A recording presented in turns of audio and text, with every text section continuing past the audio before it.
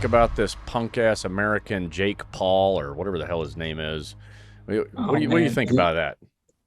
Yeah, I say this all the time because, you guys look back and you're looking at Muhammad Ali and Sugar Ray Leonard and all that. And then 20 years from now, 30 years from now, we're going to be looking back at Jake Paul, and it's pathetic. He's not a fighter. He was on Disney back when he was 7, 8 years old. And I mean, he's turning heads, he's making money, but it takes away from guys that are legitimate fighters, because these guys are, taking our main events and, pay-per-views and all that, when you've got guys like myself, Ebony Bridges, all these other, real fighters, and they're stealing our platforms. It's sad, because it's not like I can, quit boxing and say, oh, next week, put me in the forward line, I'm playing football. It doesn't work like that, where these guys wake up one morning and they're like, oh yeah, I'm gonna be a boxer. It just takes the piss out of our sport a little bit. But what can you do? I guess I'm not for it.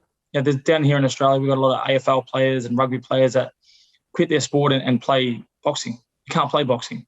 I try to say this all the time, but they do it, and it is sad. It is.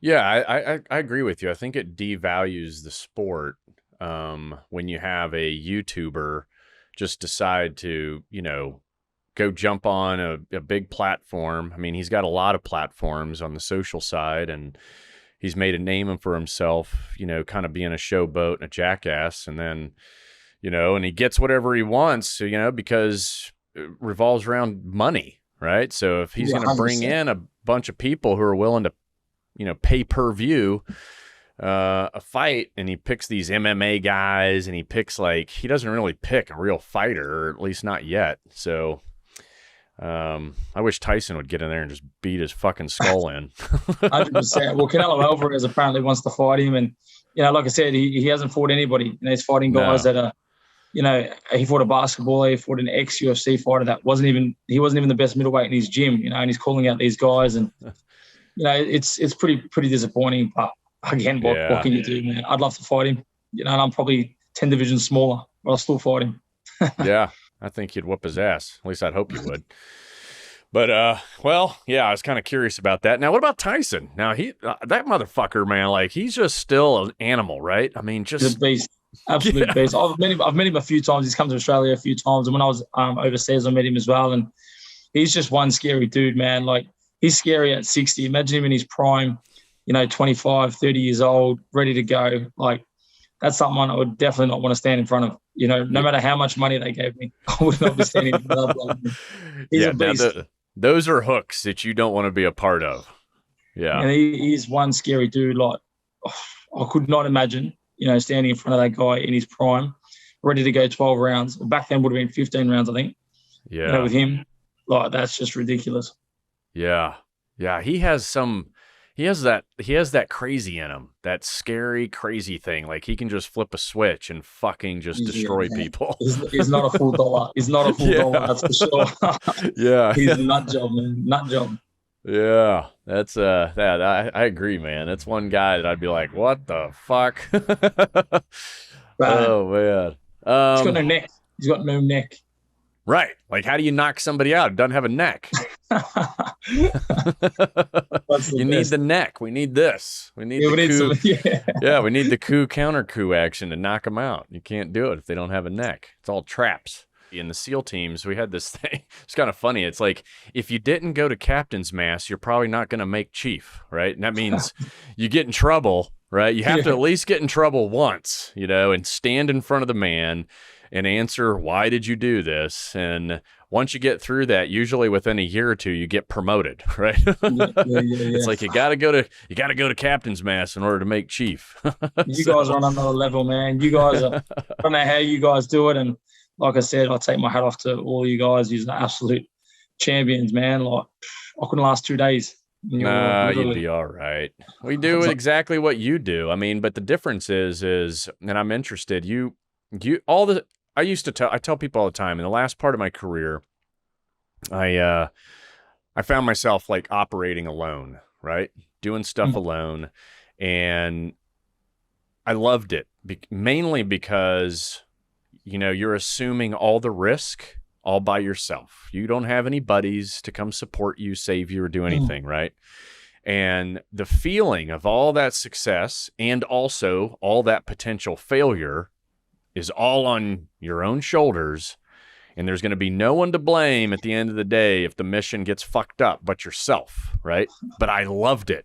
You know what I mean? Yeah. So now, do you feel kind of the same? Is that the same type? Do you look at it that way as a boxer, or how do you? Well, yeah, like at the end of the day, I put in all the work. It's the loneliest sport. I'm up running. I'm doing everything by myself. I guess we have a team structure that makes everything happen. But at the end of the day, like I walk out with my team, and then they stop, and I continue walking, getting in the ring, and then it's like I've only got myself and the other guy across the ring from me, and it's like what I put in now is what I'm going to get out of it. If I fail, I fail. And if I win, I say we all win, but at the end of the day, I win. So it's all on me. So yeah. I get what you're trying to say, and you don't feel like you're letting anyone down, or you're being let down. It's kind of like if you give 100%, it's solely on you now. Yeah, and I think it's interesting in boxing that you and your opponent know each other better than your own team knows you, right? Exactly. Yeah. Isn't it weird? So weird. Yeah, it's weird. Yeah, because once you're in there together and you're by yourself, you both exactly know what each one's gone through, what they're about to go through, and no one knows that feeling on your team except you and your opponent. Correct. Yeah, 100%. It's a unique. Times where we talk to each other. We're halfway through our fight. We're talking to each other, and it's like, man, you guys are crazy, man. Like, what are you doing? Like, my last fight was. We hit each other and we're talking, and he's like, "You like that?" I was hitting him like, "You like that?" It's like, what is happening? Like, I get it. I get it. Yeah. Okay. Now let's jump into when you're ramping up for a fight, and let's talk about what do your days look like? You get up in the morning, and then what's the first thing you do, all the way to what you do before you go to bed? So every day varies. With the team, we sit down. Obviously, we have a 12-week plan for our camp. I normally train 2 to 3 times a day, and it's a mix up between track work, strength and conditioning, sparring, pad work, mitt work, bag work, drills. So it's a variety of things, but we try to cover most things every day. So I normally get up and I'll do a 10K run or a 12K run, followed by about 45 minutes extra cardio, and then I'll go get something to eat, freshen up, come back to the gym, and that's where we do our boxing stuff, our drills, our sparring. All that kind of stuff. And then I'll finish off with my recovery, which ice bath, beach, all that kind of stuff for the body. But again, it varies every day. So if we have sparring in the morning, we'll do our cardio in the afternoon, or, every day is different. But I'm training usually 5-6 hours a day. Gotcha. And then what's your diet like? What's your intake? My diet's shocking. For me, I'm a big, I don't like fried foods that much, but I'm a huge sweet tooth. I love my chocolate. So in camp, that's probably the hardest thing to let go. I get pretty moody and pretty impatient. But for me, I try to eat, I've got a nutritionist, obviously, so I try to eat as clean as possible. But I mean, it's super hard, super, super hard. I mean, putting away chocolate and lollies for 10 weeks is a nightmare. Oh, damn. Yeah. I know what you mean. I'm a sweet tooth person too. Like I can eat a box of fucking donuts in a heartbeat, 100%. The 2 days on SAS, I started getting head spins because I didn't have lollies. So for the Americans, what's a lolly? You're talking like an actual lollipop? Like lollies. I don't know, what do you guys call them? Like gummies, maybe? I don't know. Oh, the gummies, yeah. Yeah, like gummies kind of thing. Like chewy type candy. Yeah. So we call them lollies. Yeah. Yeah, no, I've never been one for those, but I definitely am like more of the flour and sugar kind of stuff. You know what I mean? Yeah. What about the sour stuff? You eat the sour stuff? Oh, yeah, I gotcha. I love the sour. The sour candy's good. Yeah, the worms and the yeah. That's awesome. And then, so you've got your nutrition. You've obviously 5 to 6 hours of getting your ass kicked every day. And then do you have like a post-fight tradition, post-fight thing? Like, is it immediate, like eat candy, or do you have something? I smash candy 100%. But the next day for my whole career, I've just fought. I'll go for a run. And people freak out. They're like, I don't understand. You just fought. Like, why would you go for a run? And I said, it's just my thing. Why change something that works? Yeah, it's your decompression. So it's more just a therapeutic. No time. No nothing. Just music in the ears, and just we did it. The fight's done. You know, win, lose or draw, it's done. You know, and it's kind of like a reward thing. Just like we go out there, we run, and then I'll come back and I'll have some KFC or some McDonald's or something, and then just chill out. It sounds familiar. You know, for me, I'd go and do these little, my little operations, right? And a lot of times you get done and it's a success, and there's no one to celebrate with, obviously. But mine was a hot shower. Like if I had hot water, then my decompression was like, okay, I'm taking a hot shower until it runs out of fucking hot water. And then it was just kind of just kind of like in silence and think through everything you just did.